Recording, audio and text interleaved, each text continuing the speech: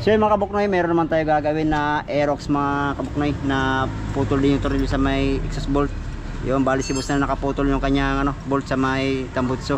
Yun, bali din ayaw pa ito boss. Ayan o, from Kamarin. Yun, bali sinadya natin mga kabuknoy para ipa-pull out lang yung kanyang tornilyo na hindi na kailangan baklasin yung cylinder head para lang may pull out yung naputol. So pasilip ko muna mga kabuknoy yung problema ni boss sa kanyang Aerox. So ayan o, ito muna kay Lakay.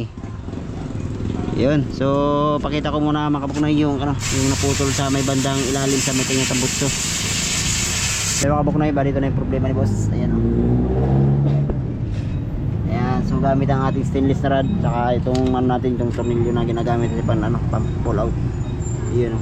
So tanggalin ko muna yung mga kabuknoy yung ano, yung tambutso. Umaya na, pagkabos mo kasi baka lumamig. Baka sabihin baka mawala yung lamig. O baka mawala yung lamig. Hindi mawala yung lamig. Hindi na masarap ito. Maya. Guys, ito na yung ano, tanggal natin yung tambutso ito na naputol. Yan, so gamit ang ating willing mga kabuknoy.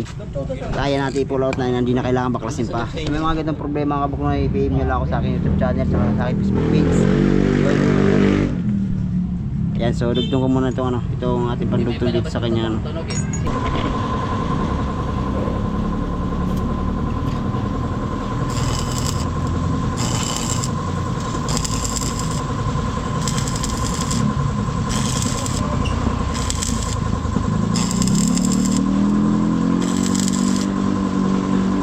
So, kunin mo ngayon.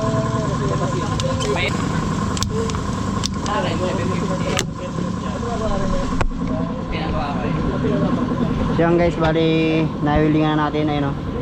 Ayan. Bakit naman? Ayan mga kabuknoy, try natin gamit ang ating sitting socket. Ayan o. I-pull out natin yung mga kabuknoy.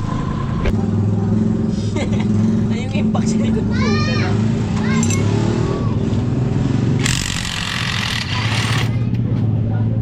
Ayan guys, oh. Ito na yung naputol ni boss sa kanyang ano, kaputso. Ayan. So balitan na natin stainless yan mga kabuknoy.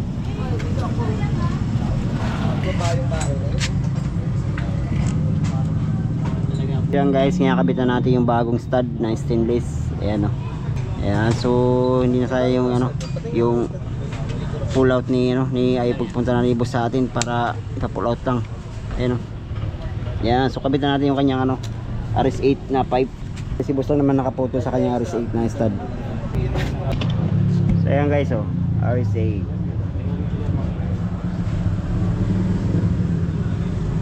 Ayan, so ito lang yung problema ni boss, yung kanyang ano, tambutso na naputol. Ayan, ay pull out na natin yan gamit ang ating welding air.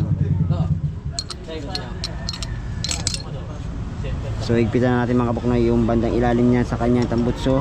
Ayan. So dito mas mura-mura mga kabuknoy. So sinisingil pala si boss dito ng ano, 2.5 baba makina raw. 2.5 boss no, baba makina. Sinisingil sa'yo 2.5 baba makina. Baba makina daw mga kabuknoy, baba makina. Bukod pa sa pull out yun. Yun, so dito si boss nakatipid lang. Hindi na kailangan baklasin yung cylinder.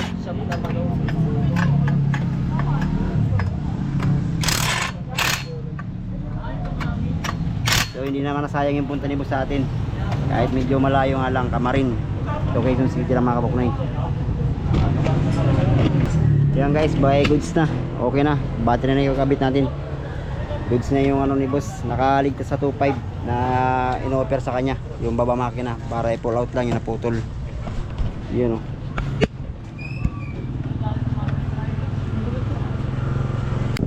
Ito. So yan guys, goods na. Kabit na ni Lex yung ano, yung battery. So try natin bakit na rin kung walang singaw yung ano, kanyang pipe. Si Dex ng bahal dyan, magpa-under. Shoutout muna kay kuya. Sayang ano, JBK Motor Shop. ayun, nakaligtas. Shop yan na nambubudol na babagat-bagat na yung open na ganito. Pwede ko dumayo dito sa shop yan. Nakaligtas si boss sa kanyang ano, 2.5 2.5 yung singil sa akin. para lang ma-pull out yung naputol. Ayan ah. Guys ah, sa goods.